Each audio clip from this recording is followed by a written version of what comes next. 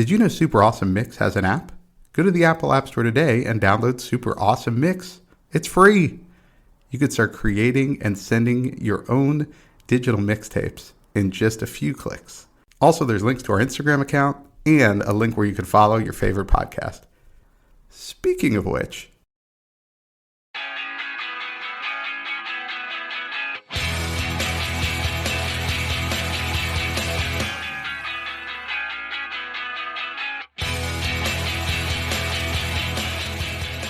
welcome back to another Super Awesome Mix. My name is Matt Sidholm, alongside my co-host and co-founder of Super Awesome Mix, Samer Abu Salbi. Samer, how are we doing this week? Doing well, Matt. Thank you for asking. I am, I say I'm always excited about this week's mix, but this week I'm pretty excited about this week's mix. Not much has changed.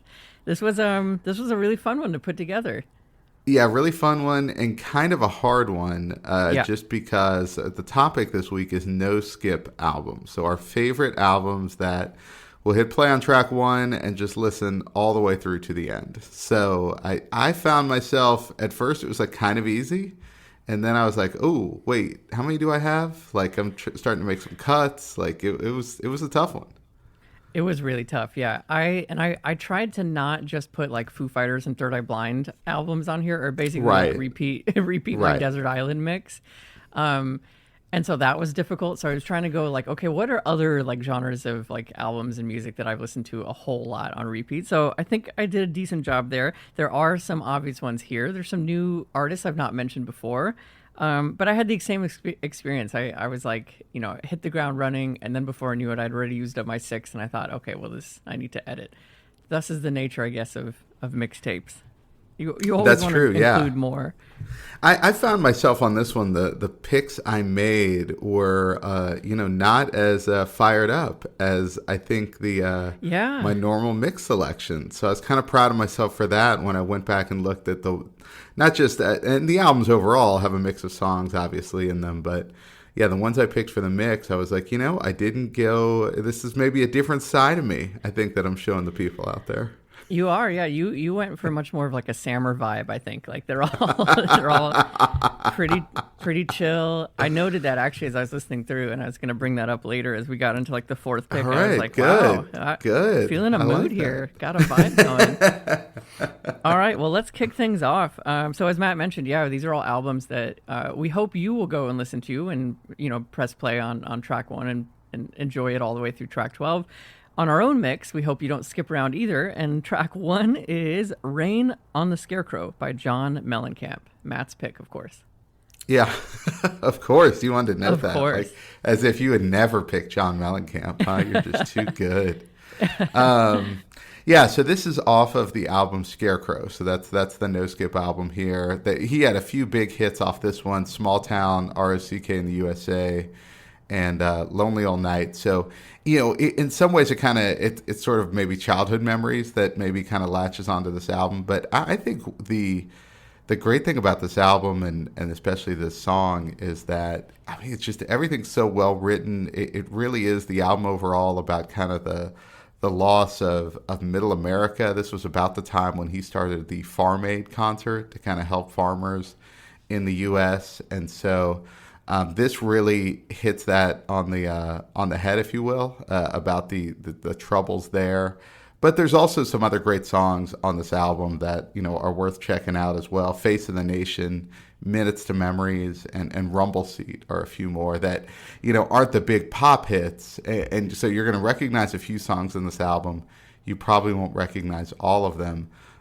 This is one you may or may not know, but I think this is a great song. I think the drum in this one really hits hard, and it almost makes you feel kind of the anxiety that maybe these farmers are feeling. So just I think sonically he does a good job of that, and then I think the lyrics are that much more explicit about what's going on there. Yeah, I'm actually not too familiar with John Mellencamp, so that was the of course. I'm not too good for anyone, Matt. There might be some artists, but anyway, this was a cool track. I thought the lyrics like you said, they hit the nose on the head. They're kind of rough, like the chorus of "There'll be blood on the scarecrow, blood on the plow, blood on the scarecrow," like keeps repeating that. And yeah, I wrote here, I guess it's all about the death of the farm. So I got that. I got that from the You lyrics. got that So from here, yeah. I think in that case, he did a good job. But yeah, I really like the sound of the song. I wrote it's like very Bruce-y, it's like obviously like telling a story through the lyrics. It's not just like, sound basically. It's the storytelling of what's going on. But it was a good pick. I like it. Yeah, and I will say, at this point in my life, when I first heard this album, I was not as into Bruce Springsteen, right? Like at this point, Right. like Born in the USA was huge, and I knew a lot of the songs off that one as a kid, but hadn't done the kind of deep dive into his catalog the way I would later in life. So, it was not strictly a Bruce influence. Got it.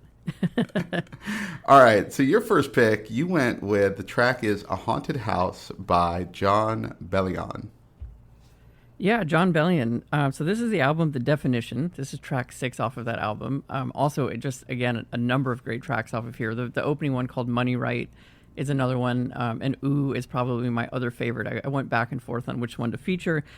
But this is, I went with this album because, like many of my picks, it's an album that once I play it, I'm immediately brought back to a time period in my life because I was just playing it on repeat over and over. So this is from, this time period in my life where I had actually just gotten accepted into a startup accelerator, which was really exciting. It was like one of my first startups to be accepted and go through a program and get a lot of like mentoring. We got some seed money. It was really fun. And this was like the album that I was just listening to while I was working and going through it. And so I'll just forever have that like time period imprinted in my mind whenever I hit play, which is part of why I think I love this album so much. But even start to finish, I just think it's a, this song in particular is a song about meeting someone new and how they can help you like unwind the ghost of your exes. I love the repeated line of like who you're gonna call over and over, which is a nod, of course, to Ghostbusters. But yeah, just this idea of like meeting someone new and helping them clear out this haunted house, which is essentially like your heart. Like you have all these heartbreaks and stuff, and now someone new is helping you clear it out and start afresh. And that's who you're gonna call. You're gonna call this new person to help clear out the ghosts of the past. So really like the theme of this, but love the album and everything that he does musically, and he features a number of guests on his tracks too, and it really kind of changes the sound up throughout. So yeah, I love this album, and if you haven't heard it, definitely check it out. So I was not familiar with his work prior to this, and I listened to this track, and I immediately thought of AJR. Like that, like vocally, he sounds a lot like those guys. Yeah, I could see that. But then when I kind of went through the album, I was like, okay, this guy's nothing like AJR. Right? Like it's much more. You kind of picked the track that was a little more soulful and kind of features his voice, but he also does quite a bit of rapping throughout the album. So I was like really kind of surprised after listening to this track first and then going through the album, because I was like, whoa, like this is something different. On one track he starts off and he says, Wu-Tang raised me, Death Cab changed me. And I thought, what a perfect description of what this guy does. It's kind of like if you combine Wu-Tang and Death Cab for Cutie, I think you'd have Jon Bellion. So, I mean, I think it was, I really enjoyed the album because, and this track too, but yeah, the album overall, I was like, it's pretty different, but it really kind of captures you. I love that. Yeah. And I love that line too. I think it makes me want to go and try to sum up my entire like life with two bands basically, right? Like what was that first one that kind of like brought me up, and then what was the second one that changed me? That would be a really tough challenge. I think that would be a really tough challenge. Yeah, really tough. We might have to run that as a social media experiment. We'll see what people say. I think so. Yeah, we'll tag Jon Bellion in it, see if he wants to get in on it. Maybe it's changed for him. Right. All right, cool. Well, let's go on to track 3. So you've got Carry On by Pat Green. Yeah, so this is the opening track from the album 3 Days, and this is probably, this was his first big studio album. And this song was probably one of his more popular songs off an earlier kind of indie release, but I picked the album 3 Days. It's such a good album, just start to finish. There's a track on there, where he does a duet with Willie Nelson called "Threadbare Gypsy Soul," which is definitely worth a listen. And he covers all sorts of topics on this album. Of course, he's got an undying love for the state of Texas, which I can appreciate. But he's just a really great singer-songwriter. He's got a ton of great work out there. but I picked this album. This is the one that I probably listen to start to finish the most, and Carry On is definitely the song. This is probably the most fired up you're going to get from my selections this week. But it's a good one about taking control of your life and just kind of moving forward no matter what's going on. Yeah, I actually really like this track. I enjoyed listening to this one a whole lot. And Yes. I think I've mentioned to you, yeah, good job. And I think I mentioned this to you before, but I'll mention it again here in the recording that my parents got into Pat Green after listening to our podcast and being introduced to it from one of your earlier picks. Oh, nice. And so, yeah, on my last trip down to visit them, I was in the car and some Pat Green came on. I was like, oh my God, Matt made the Forever mixtape. Well done. Wow, this is like such a, now there's kind of this circular logic with my, try to guess Sammer's parents mixtape, because like, right.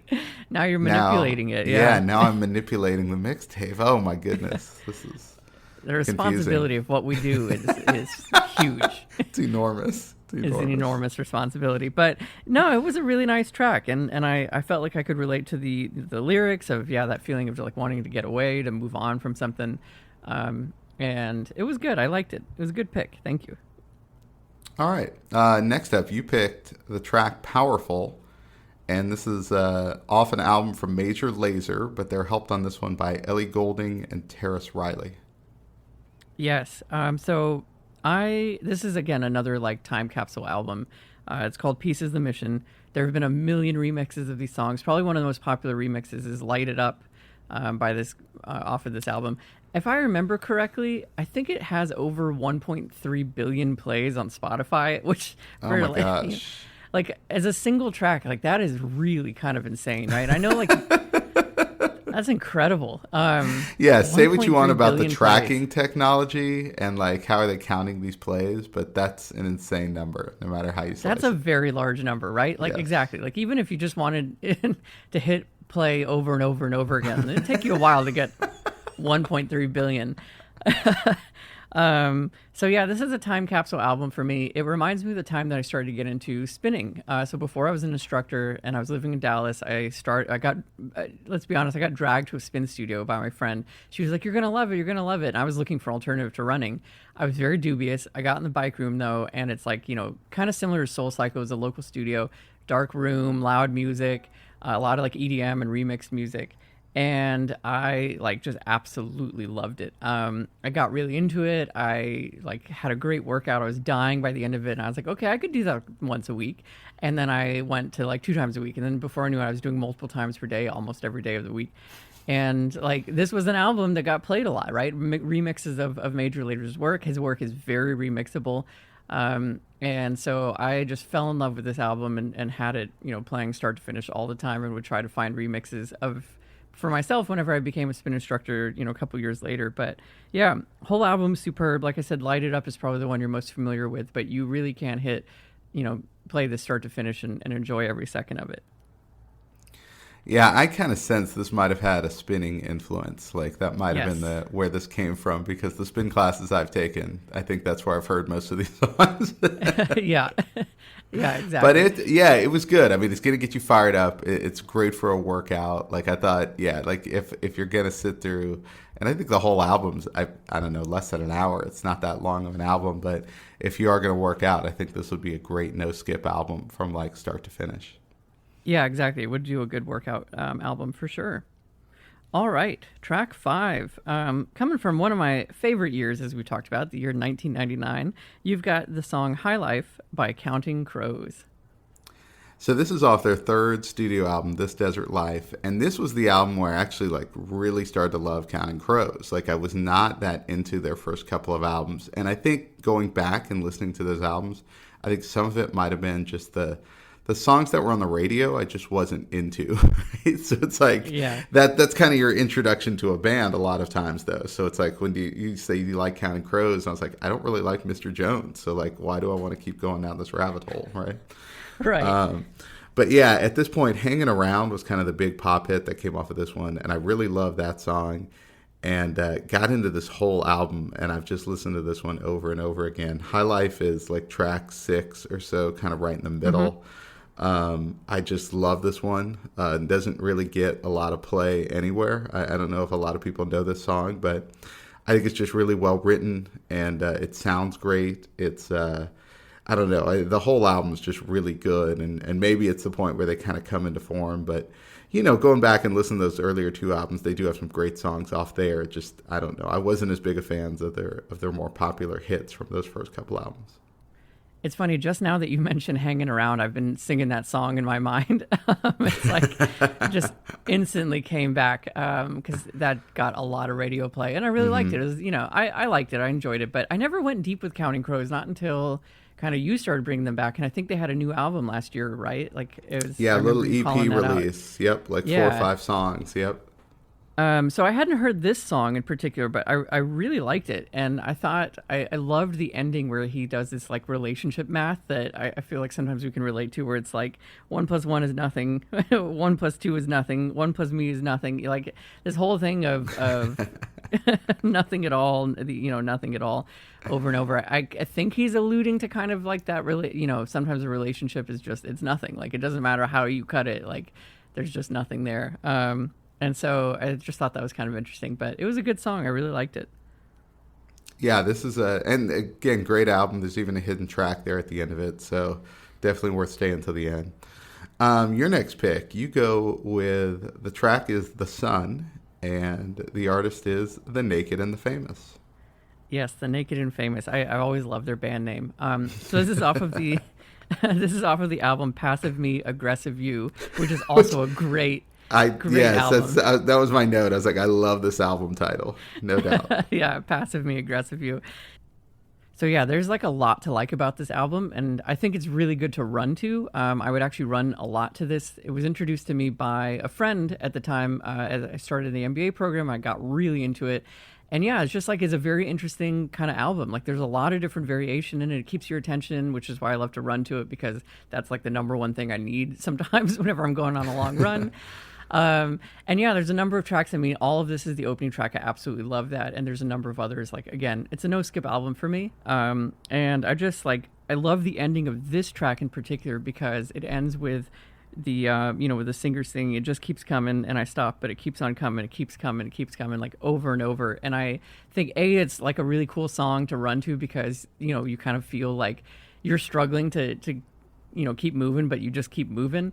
And B, I think sometimes like that's how life feels, right? Like life just keeps on coming, and it won't stop. And no matter what you do, like it just is going to keep on coming. So the best you can do is to just, keep moving yourself. That's why I really like this song in particular, but absolutely love this whole album. And I've been playing it ever since I got introduced to it. Start to finish. I rarely will skip anything on this thing, to get to the end. I like it. I like this track. I love the energy in it. Right? Yeah, it kind of got me fired up, so I could see how it'd be great for a run. And then going through the rest of the album, they describe themselves as like an electronic duo, I guess. But I don't know. I got like this from a lot of the tracks. I got kind of an 80s or 90s feel from it. You're right. There was a lot of variation. So it was kind of decade hopping a little bit, maybe for me. But I just thought it was great, just kind of the what they brought to it. And it wasn't a straight kind of...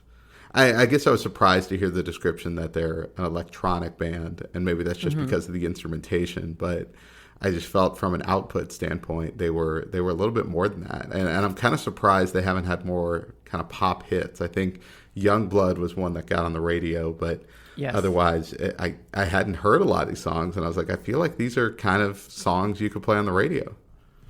Yeah, absolutely. Yeah, I think they are like a smaller kind of smaller outfit, but I have just loved them. And they had a new album recently that was pretty good. I liked it. I think this one is still my all-time favorite, though. But yeah, cool. But yeah, it's like, again, love this album. We'll be playing it long into the future. All right, with that, let's take us to track 7. This is your pick. You've got Two Hearts by Chris Isaak. Yeah, so Chris Isaak, most famous for the song Wicked Game, right? And this is like several years after. I think this is his 6th studio album. It's called Baja Sessions, and the whole thing is, I mean, just real laid back. I'm not a huge fan of reggae music, right? Like when people go to the beach or something and they want to crank some reggae, I'm just not as into it, right? But I feel like this is a perfect song for going to the beach and kind of relaxing. I find the whole album pretty relaxing. And I just think it's great, like start to finish, just with carrying that vibe through. Most of the songs are originals, but he's got a few cover songs on there. Most notably, "Only the Lonely," the Roy Orbison song. But yeah, you get the whole feel for just, I don't know. I think the songwriting's great, and then Chris Isaak's voice is unbelievable, and you get the full range of it from this album as well. This was the point in listening to your mix where I was like, wow, this is like a really chill mix. Like I really like this vibe. Because it's exactly right. I mean, that's like the number one note I have on it is like, I just really liked how relaxed I felt listening to this track. And I wasn't familiar with Chris Isaak nor this album. So another cool introduction. I think I was a little too young. It looks like it came out in like 93. So think this album really, or Chris Isaak got big. Yeah. This was this album in particular. Yeah. So a little bit before my time. So I was happy to be introduced to it. I liked it. It was really chill. Nice pick. Nice. All right. So your next pick, you went with "Excavate," and that is by Macklemore. It's his album, but he gets a little help here from St. Clair. Yeah, so this is off of the album Gemini. This album I was playing a whole lot. Actually, the year that I moved to the New York City area. So originally I moved up here to Jersey City, which is just right across the like downtown Manhattan. Got a place. I was lucky enough to be right on the Hudson, so I had a beautiful view of downtown Manhattan. It was really awesome. But really my first time being in the Northeast, first time like kind of living out of Texas as an adult. And I got a job, and started working, and my commute basically was listening to this album like over and over and over again because I loved Macklemore, I loved The Heist, so I was really excited that he had a new album come out, and it was just like perfect to hit play on as I leave my apartment and then continue it on my trek back home after working in the city. So that is like the time capsule moment for me listening to this. But what I love about the album is that it is kind of structured how I tend to do my mixtapes, which is that it starts really energetically, very, very like dancey, like move and like you want to jump around, especially like the track Glorious, track 2. But then it just gets like a little bit quieter and a little bit quieter, a little bit quieter. And then this is the final track off of this album. And I just thought that this one in particular is really beautiful because I think what he's talking about is like excavating. Like once you take everything away, he's got this last line that really has stuck with me through all these years, which is like, but who am I when they cut the lights and nobody's watching me? And I love that idea, right? Like, who is he without the fame? Who is he without the money? Who is he without the music? Like, something that comes up a lot in meditation is like, who am I before I had a name? Like, who am I really? Strip away everything that we use to identify ourselves and who are we really? And I think that that's what this song is like all about. So I just think it's a really powerful moment. And for him, his answer was his daughter. Like he says that in the lyrics, and I also really love that. Like he views his daughter as his greatest work, and I think that's amazing, right? Like it's a really sweet sentiment. So if we ever do a Father's Day mix again, maybe we can put this track on there as a positive Father's Day track. Yeah. Since we kind of struggled to find those last year. Yeah, that was a hard one. It's a hard one to pull through, positive Father's Day tracks. Right. But yeah, so just absolutely love this album. Yeah, I agree. And I love that part of this song where he talks about that. This was just, I felt like it was just a really powerful song.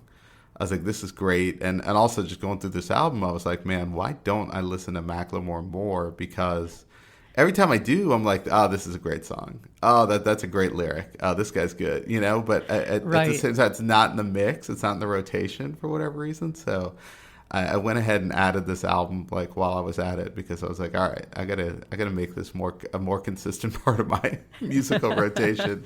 Because yeah, he's great, and this was really well done. But yeah, just the whole album, I was like, yeah, I got why this was a no skip album for you because it was really good. That's awesome. Yeah, I agree with you. I find that I like kind of forget to listen to him for months at a time, and then I'm like, I come right back to him. I'm like, oh my god, right? Like he's so talented, and I love his lyrics. In addition to just the sound of his music. So, yeah, I'm definitely gonna be playing more. I'll probably listen to him right after we're done recording. I was listening to him right before we were recording. Nice. All right. Well, before we do that, let's finish out this mix. Last couple tracks here. Track 9, "Crying Like a Church on Monday" by New Radicals. Was really happy this made an appearance. Was not surprised by it either. So I think I'm probably going to get to eventually every track from their only I album think so. onto a mix. I've done a pretty good job so far. And if I even convince you at this point to go listen to this lone album by New Radicals, then I don't know what to do at this point. But Right. yeah, this one, this is the last track off the album. Again, I feel like I've talked about this before. It's from that magical year, 1999. But yeah, this one, it's a sadder song, but it's still very cleverly written. You know, the lyric there, I don't like crying because it only gets me wet. You know, I always kind Yes. of laugh at that one, even though he's singing it amidst this very sad song. But yeah, I don't know. I just think this is great and really just shows, again, kind of the range that you get on this album because, of course, You Get What You Give is obviously their massive hit. But then, at the end of it, you get a song like this that kind of grounds you a little bit. I love the idea of challenging yourself to find a way to go through every single track off of that album. I think you should. Like, don't force it, right? Like, I don't think you would. Of course but not. Yeah. Yeah. But I think yeah, see if I could squeeze them all in. Yeah. Exactly. I like that. I'm going to be looking forward to that as we go through our mixes. But I wrote here, I wasn't surprised to see this album make your mix. Like I said, it's a fantastic one. It's a beautiful song. It also definitely feels like it belongs with all the other tracks that you've picked, like in terms of like the mood and the vibe. And you're right, like his vocals are just, they are really, really like pretty. Like he just has like a beautiful voice. And it's amazing, right? Because it's like, again, I think a lot of people know this group as just that one song, You Get What You Give, is kind of like a one hit wonder. But this album is definitely in defiance to that. It's really a good one. All right, your next pick, you go with Shaking Off the Rust by the Blue Stones. Yes. So this one is actually, I was trying to go up in time now. So this was actually 2021 now. And I put it on our best of 2021 mix, a track off of this album. But I continue to listen to this album start to finish. I think it's like one of my favorite like bluesy rock albums. And the Black Keys just had an album come out, and I was really tempted to put that on here too because I've been listening to that one over and over. But I just want to, give this band another shout out because I just think like they are incredible. And this album has like a lot of songs that I'll play over and over, like Spirit and Grim. And yeah, Shaking Off the Rust is probably one of my favorites off of this. And I just like the theme of this song. Like, he's basically just saying, like, get out of your own way, like shake off the rust, shake off anything that kind of is like keeping you back, holding you back, and just get moving. And I think he's actually writing about his own, like the band's fear of coming out with another album and feeling like, it gets harder and harder every single time you kind of progress to like put out a whole other work of art. And so it's just kind of that mood of like, well, just shake off the rust and get moving. Like it's going to come out, and don't let yourself like get locked in that fear. So absolutely love this. It's off of the album Hidden Gems, which I think is a is a good title for that album because I do kind of feel like it's a hidden gem.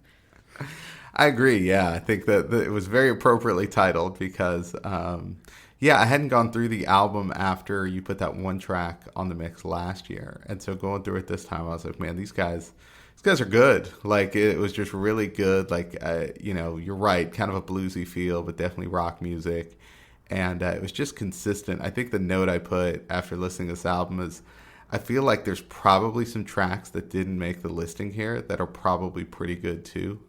It was there wasn't filler on this album so much as there were like probably some hard cuts. So I thought, right. Yeah, like when that comes to mind, I'm like, yeah, that's probably a really good album, really good work when you can say that. That's awesome. Well, maybe we can petition them to release their like uncut, deluxe version of the album. Yes. All right. Your last pick here is the one and only Boss Man, New York City Serenade by Bruce Springsteen. Yes. So, of course, he's going to make an appearance. If I had to pick one album, I also go with The Wild, the Innocent, and the E Street Shuffle. That was the second album. And that's one I featured a lot of the tracks from on these mixes so far. So I'm a big fan of that album. But this is one that I kind of thought I didn't know where else it would ever fit on a mix. And And so I kind of put this one on here. Plus, I just love this one because it's just insane that it's like 7 minutes long, and just all the different instruments and all the different places it goes musically. It's really kind of crazy that this is just like the last album on a Bruce Springsteen or the last track on a Bruce Springsteen album when you listen to it. And so, plus I thought you'd appreciate it because it's a serenade to New York City. I did appreciate that. I was like, oh, I will listen to this song because it talks about where I live. I live here. I hit play on this and I just felt, I wrote here, I was so comforted by like the first 2 to 3 minutes of this song. Like there's just something like musically that I was like just really enjoying listening to it. So I love that, and it is a wide range. And again, typical Bruce tells a far-reaching story. And yeah, I think I kind of concluded this might be my favorite Bruce Springsteen song to date that you featured on a mix. Like it's like a little bit of a sleeper hit. I have not heard it before playing it, but I just really liked it. And maybe just because it says New York City in the title, I don't know, but it doesn't matter. I'm allowed to like it just because of that. Well, but no, you're right. I just think it's go ahead. It's a total sleeper. Like nobody knows this song really. And there's so many other more popular songs from this album. But then, you get to this, and like, if you get to the end of this, you're just like, man, this is a great song. And it's kind of a rambling sort of 70s like song. There were a lot of songs in the 70s about like kind of like this, but not sonically. I mean, it's not trippy or anything like that. It's just kind of very well composed. Yes. Yeah, I agree. All right, last track on this mix, your last pick, and it is a very recent one. Okay, you go with Age of Anxiety 2, parentheses, Rabbit Hole, and this is by Arcade Fire. Yes, so off of the album We, and we just did a mix on parentheses, so had to throw in a parenthetical here. And I just, talked about a song off of this track off of our latest podcast to join the super awesome mix kind of network of podcasts that we're building. So What Are You Listening To? Featuring Jen Tully as our latest host. And I talked about a track off of this album there, so I wanted to bring it up here because I do love this whole album. I think this is it is a brand new entrant, but I've already listened to it start to finish over and over. I think thematically it is on point with a lot of the things we're dealing with, a lot of the struggles and feelings that many of us have. I think, the title of the song, Age of Anxiety, and it kind of, the album pairs things in like couplets. So there's like Age of Anxiety 1 and 2, and this is my favorite out of those two. But yeah, I just think like the lyrics, the mood of it all, like it's a way to help kind of process everything that's going on. And I think the lyrics too, again, like verse 3 is the most powerful one for me in this song. He writes, fell asleep to the television, wake up sleepyhead, Acropolis is burning in a poster over your bed. And I just think like in this little verse is a lot of different powerful statements, right? It's like we're falling asleep to the TV. Like we can't even have silence anymore as we try to go to bed. Like there's always noise. There's always something. And then wake up, like you like the shining city on the hill is burning, right? Like Acropolis was this like supposed to be this utopic view of the world and everything like but it's burning. And like if we keep on this path, like we're gonna find ourselves in probably a bad place. So I think like it's definitely the band working through their own anxieties and their own feelings, and I think it relates to a lot of people such as myself dealing with a lot of those same things. So really, really great album, and one that I've, like I said, have been listening to nonstop without skipping since its release. Yeah, it's a really unique album. I thought it was really interesting how the songs went from kind of this slowed down singer-songwriter vibe to them to the next track, or like part 2 of whatever it would be almost like a dance mix type thing. Like it really, like each one kind of had a range to it, which was really interesting to me. Yeah. I like this track. I like kind of how it's presented. And then, just listening to the album, I really liked Unconditional One, which it sounds like he wrote that to maybe, his child or something. So I thought that was really well done as well.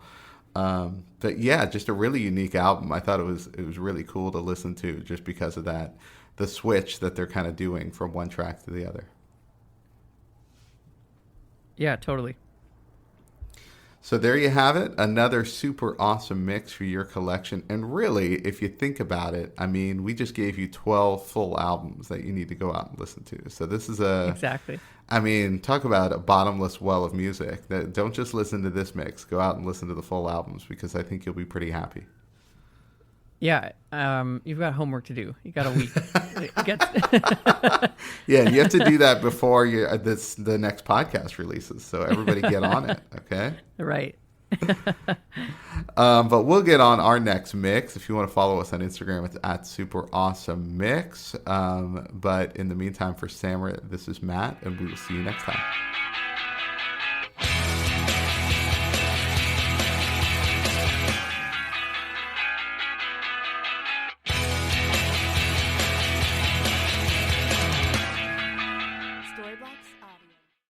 Super Awesome Mix is brought to you by DLM. Make shopping easy with DLM, the one-stop shop for all your casual clothing needs. Shop DLMSupplyCo.com and enter the promo code AWESOME at checkout to save 15% off your first purchase. That's DLMSupplyCo.com.